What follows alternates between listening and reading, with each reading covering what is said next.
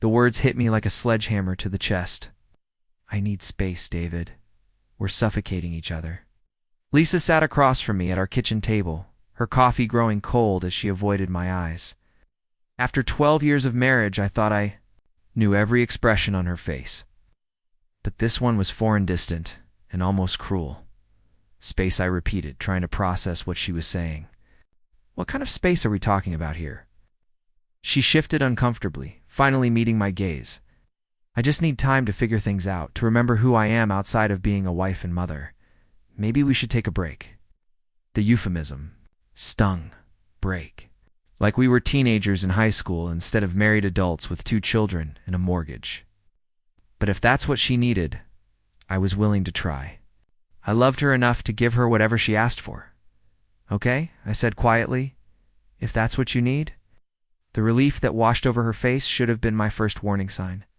No loving wife should look that happy about separating from her husband, but I was too shell-shocked to analyze her reaction properly. Within a week, I had moved into my brother's spare room.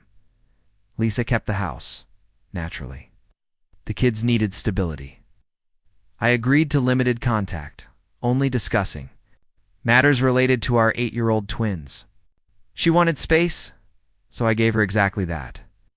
For the first month, I threw myself into work and tried to respect her boundaries. No unexpected visits, no long phone calls about our relationship, no desperate attempts to win her back. She needed time to figure things out. I would give her all the time in the world, but something strange started happening around week 6. Lisa began texting me about trivial things. Did I remember where we kept the warranty for the dishwasher? Could I explain how to reset the garage door opener? Questions that seemed designed more to maintain contact than to solve actual problems. Then came the phone calls.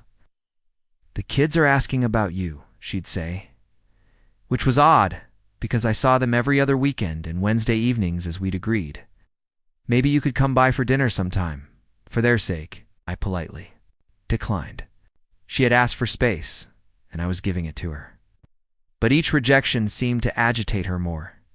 By month 3, her behavior had become erratic. She started showing up at my workplace during lunch, claiming she happened to be in the neighborhood. She'd linger by my car in the parking lot, making small talk about the weather while I tried to figure out what she really wanted. "How are you doing?" she asked. One particularly uncomfortable afternoon. "You look different." I probably did look different. I had lost weight, started exercising again, and frankly felt better than I had in years. The constant tension of trying to please someone who seemed perpetually dissatisfied had lifted from my shoulders. "I'm doing well," I answered honestly. Learning to enjoy my own company again, her face darkened. "You seem to be enjoying it a little too much." That's when the real revelation came. My friend Mark, who worked at the gym where Lisa had recently started going, pulled me aside one evening. "Dave, I need to tell you something about your wife," he said uncomfortably. "She's been coming to the gym with some guy. They're pretty friendly, if you know what I mean." The pieces clicked into place with devastating clarity. The sudden need for space, the relief when I agreed to separate, the growing panic when I actually gave her what she claimed to want. Lisa hadn't needed space from our marriage. She had needed space to explore someone else. But here's what she hadn't counted on. I was supposed to wait around like a lovesick puppy while she had her adventure. I was supposed to be there when she was ready to come home grateful and unchanged. Instead, I had used our separation to rediscover who I was as an individual. The final confrontation came on a rainy Thursday evening. Lisa appeared at my brother's door, mascara streaked and furious. "You've changed," she accused, pushing past me into the living room. "This isn't how separation is supposed to work." "How's it supposed to work, Lisa?" I asked, calmly. "You're supposed to fight for us. You're supposed to miss me." The irony was almost laughable. She wanted space, but only on her terms. She wanted freedom to pursue whatever or whoever had caught her attention while keeping me as her safety net.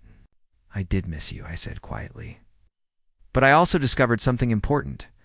I deserved better than being someone's backup plan. When she finally admitted to the affair 2 weeks later, I felt nothing but relief. Her need for space had given us both exactly what we needed: clarity about who we really were and what we actually wanted. Sometimes the best gift someone can give you is showing you their true colors.